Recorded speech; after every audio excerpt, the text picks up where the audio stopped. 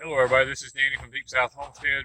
Back at the homestead again this morning. Guys, our apple tree, we had grafted it with a Einshamir graft and an Anna graft, and that was a golden Dorset, and the drought has killed our tree.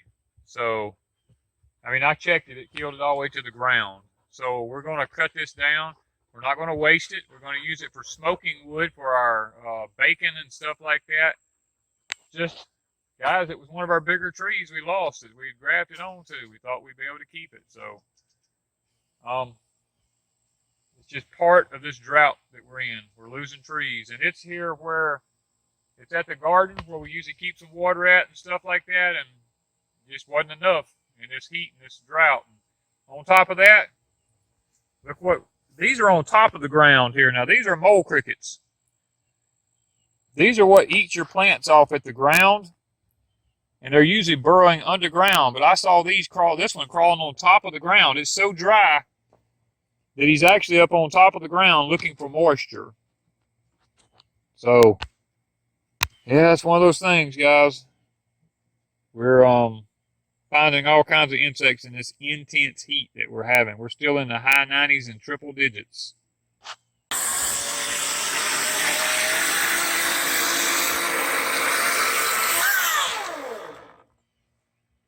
Dead, completely dead.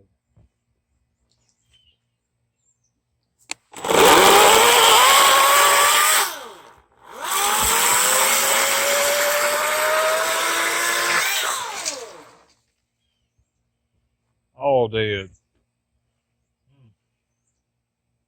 All right, we're going to move this out of the way and see if we can't get the tree down.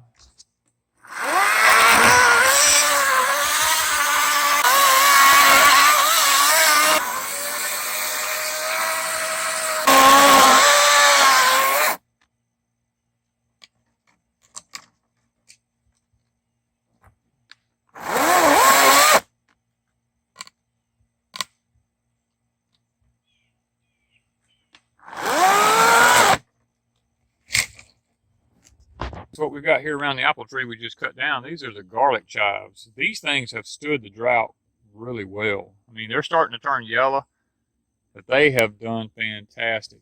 I'm really surprised that they've actually held off. And what I'm looking at is I see an apple sprout here that's off of the stump there. I'm probably going to leave that and see if I can't graft it if it hangs in there and lives.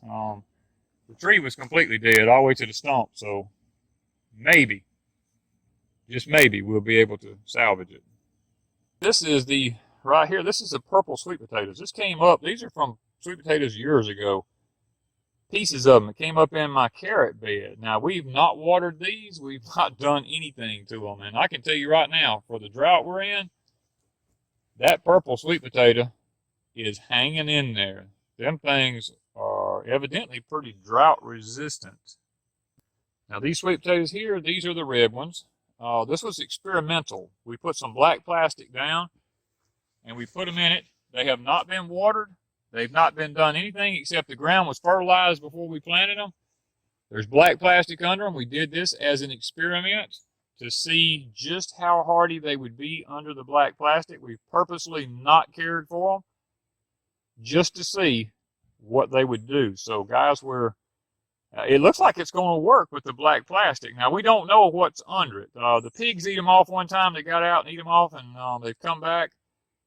We're not 100% sure about what's under them, but when we get ready to dig them, we will find out at that point, and we'll give y'all an update to see how sweet potatoes do under the black plastic in a drought, not even cared for.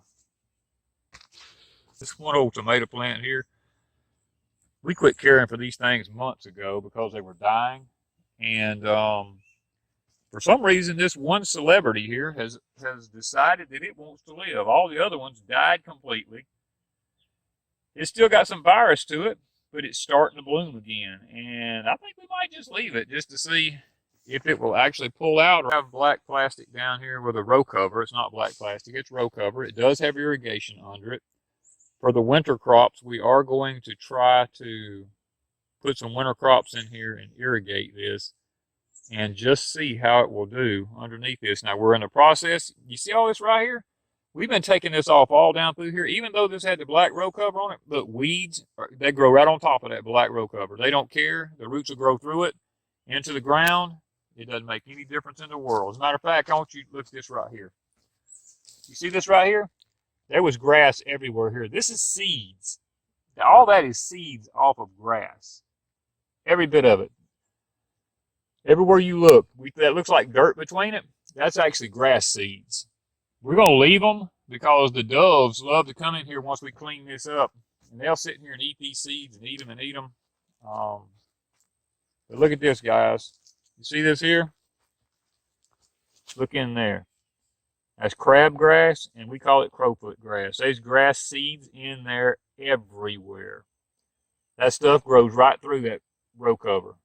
So even though you put row cover down in the deep south and this kind of heat, it don't make any difference. That grass will come right up through it.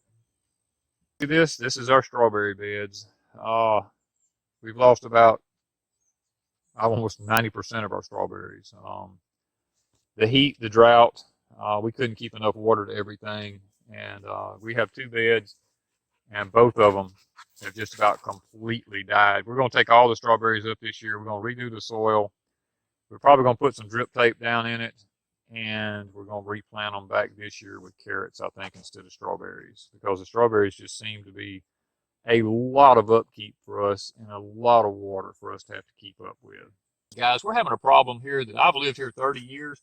I've never seen this. These are webs that are actually forming all over our trees. They're covering the limbs in our trees. As we come up, you can see they just keep going up the tree. And I know it may be a little difficult to see, but they are literally covering the tree up everywhere. We've never had that problem here. And it's even not just these trees, it's the oak trees and everything. All the trees here.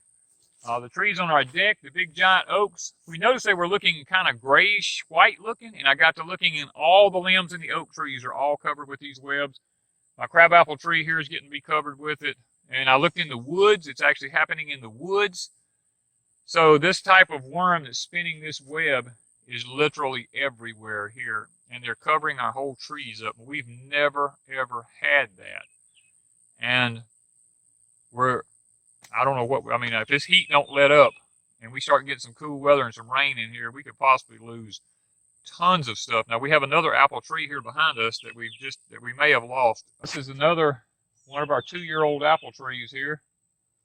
It don't matter what we do, I just can't keep enough water to them. The heat is just literally destroying these trees. Now we have a little green left down here at the bottom. We're hoping that the whole tree don't die, but the leaves are just, they're just falling off. And when we touch it, it's still green, but the heat is literally killing the trees. Now the funny thing about it is, right up the hill from it here, you look toward the house right here, here's another tree. I've grafted this apple tree with 3 different types of apples. I don't know what it is about this tree. It's grafted onto a golden Dorset bottom. I have an Ein Shamir, an Anna, and a golden Dorset growing on the same tree. And this tree is not showing the signs of dying. I don't get it. Now, we do have the garlic chives around this one. I don't know if that's playing a factor in it. One down the hill doesn't have the garlic chives around it, and it is completely dying. So one we just cut is down the hill. They're closer to water than this one is. This one's up on top of the hill here. So I'm not sure what's going on with this, guys. So just hang there with us, guys. We're going to keep y'all updated on what's going on here at Deep South Homestead.